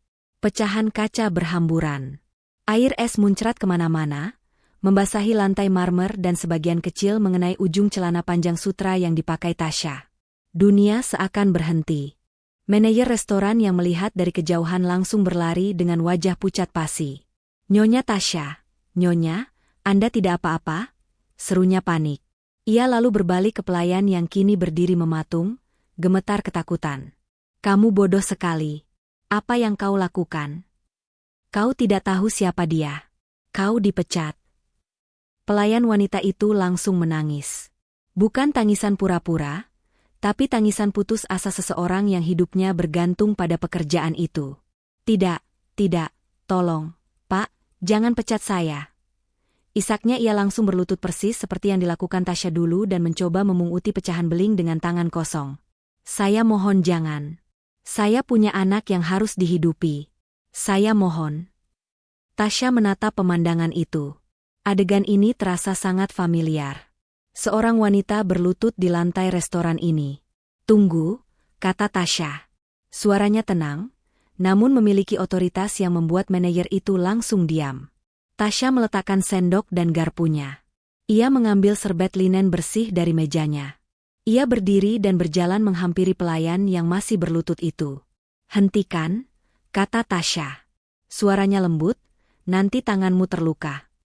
Pelayan itu mendongak. Air mata membasahi wajahnya yang kuyu dan lebih tua dari usianya. Rambutnya diikat ke belakang dengan sanggul pelayan yang berantakan. Saat mata mereka bertemu, pelayan itu membeku. Napasnya tercekat. Itu adalah Kalina.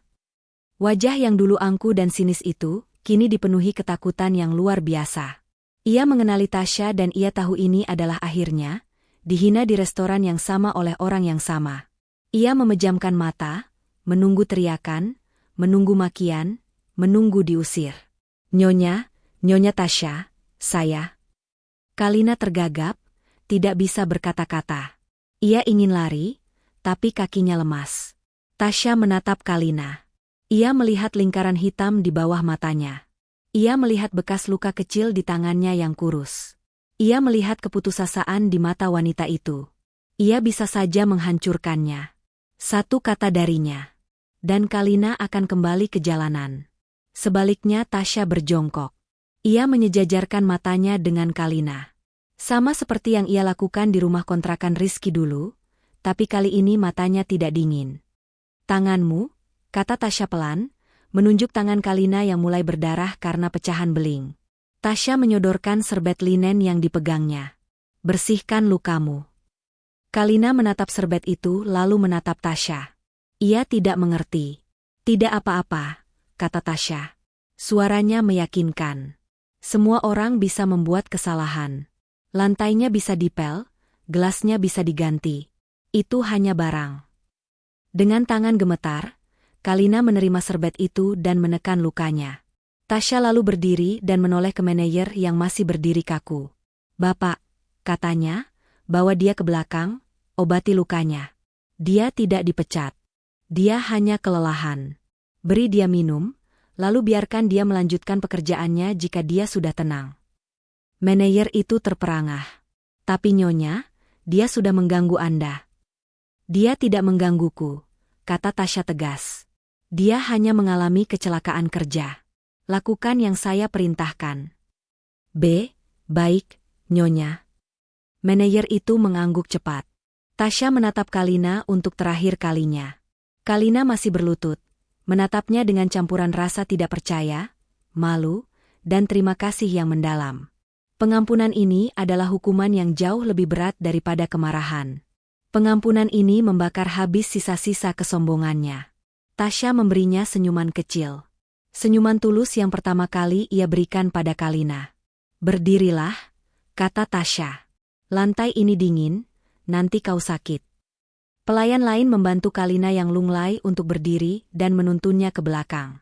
Tasya kembali ke mejanya. Ia duduk dengan tenang. Ia memandang ke seberang ruangan, ke kursi tempat Kalina dulu duduk dengan angkuh setelah ia terjatuh. Ia lalu memanggil pelayan lain. Mas, boleh minta satu creme brulee? Pelayan itu mengangguk dan pergi. Tasya memandang keluar jendela, ke lampu-lampu kota. Ia telah menghancurkan musuh-musuhnya dengan kekuatannya. Tapi malam ini ia telah benar-benar menang dengan belas kasihnya. Gembel, yang dulu terhina itu kini duduk di kursi yang sama. Bukan lagi sebagai korban, tapi sebagai seorang ratu yang tak terbantahkan, yang kekuatannya tidak lagi diukur dari seberapa keras ia bisa menjatuhkan, tapi dari seberapa besar ia bisa memaafkan.